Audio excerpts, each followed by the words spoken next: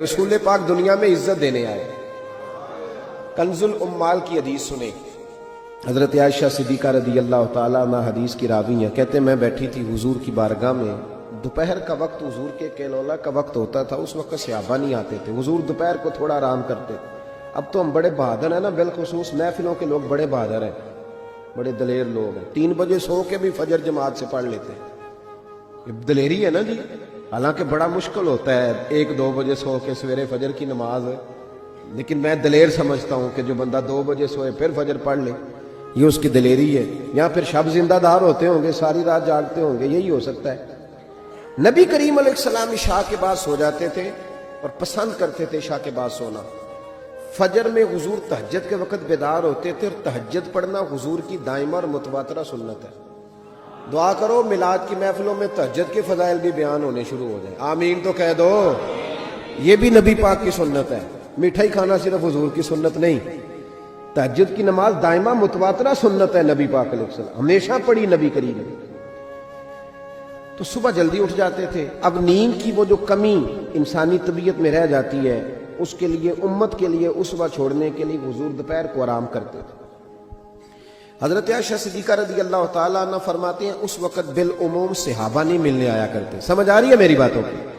صحابہ اس وقت ملنے نہیں آتے تھے, ان کو پتا تھا یہ حضور کے آرام کا وقت ہے. کہتے ہیں ایک بوڑھی خاتون ایک دن آ گئی دوپہر کو. عام روٹین میں لوگ نہیں آتے تھے. وہ آئی, اس کے ہاتھ میں چھڑی تھی, لاٹھی پکڑی تھی. اس نے دروازے پہ دستک دی. جب میں نے پوچھا کون ہے تو وہ عورت بولی. توجہ کرنا بات پہ, حضور آرام کر رہے تھے. کہتے ہیں وہ عورت جب بولی نا, اللہ کے محبوب چارپائی پہ اٹھ کے بیٹھ گئے.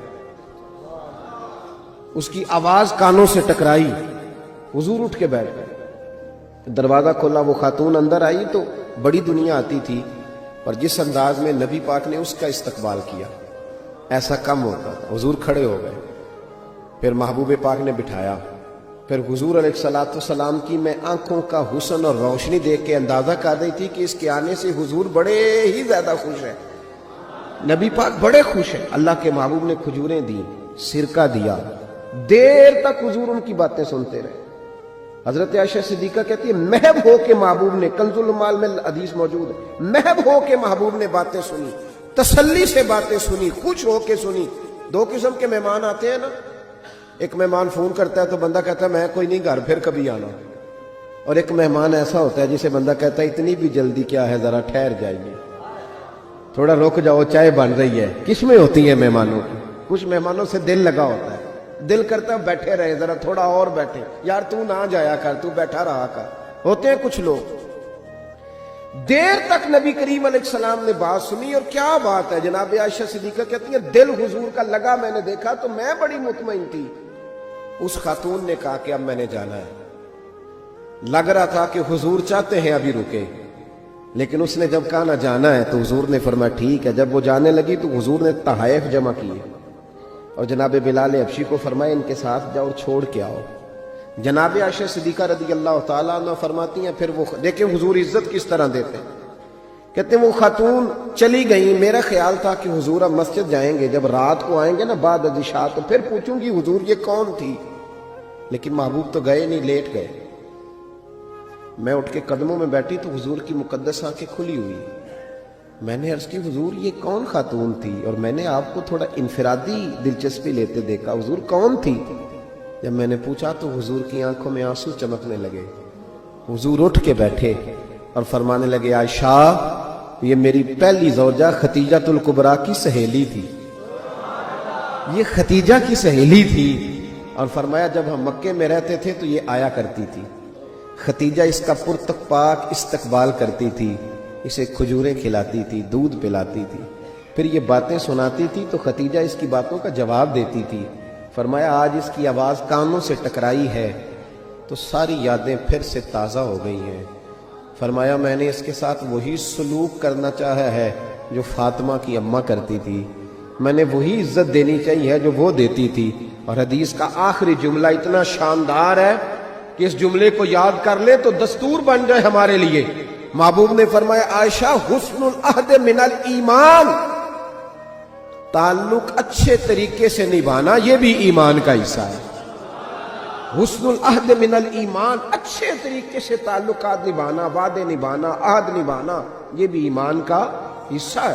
بھائیو، حضور نے عزت دی، نبی کریم نے وقار دیا، حضور ہر آنے والے کو عزت دیتے، احترام کرتے۔ ہمارے ہاں نا ایک بات چلتی ہے، میری طرح جو لوگ پیر کہلانے لگتے ہیں یا مولوی کہلاؤں، ان کا ایک بات چلتی ہے، کہتے ہیں میں کیسے جاؤں، میں تو کنواں ہوں، تو پیاسے خود آئیں، میں خود جاؤں جا کے کسی کو۔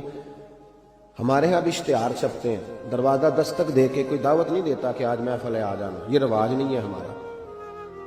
حالانکہ اشتہار چھپانا تو بدعت ہے، چلو بدعت حسنہ کر لیں۔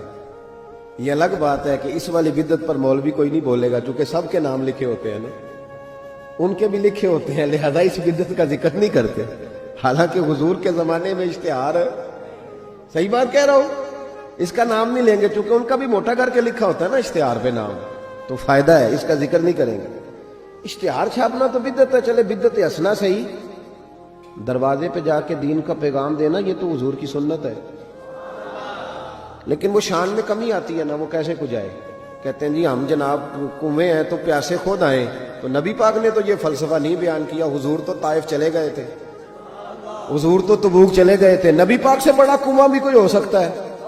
اے ساقی تیری خیر تیرے میں کدے کی خیر، ایسی پلا کہ جس کا نشہ عمر بھر رہے، ایسا بھی کنواں کوئی ہو سکتا ہے؟ لیکن موج ہے نا ہماری، ہم ان باتوں میں اڑ گئے۔ اس کا نقصان یہ ہوا ہے کہ وہ جس کا شوق ہوتا ہے وہ تو آ جاتا ہے، لیکن سب کا شوق نہیں ہوتا، کچھ کا شوق بنانا بھی پڑتا ہے، اس کے دروازے پہ جانا بھی پڑتا ہے۔ تو نبی رحمت سید عالم صلی اللہ تعالی علیہ وآلہ وسلم لوگوں کو عزت دیتے، حضور وقار دیتے، آنے والے کا اکرام کرتے۔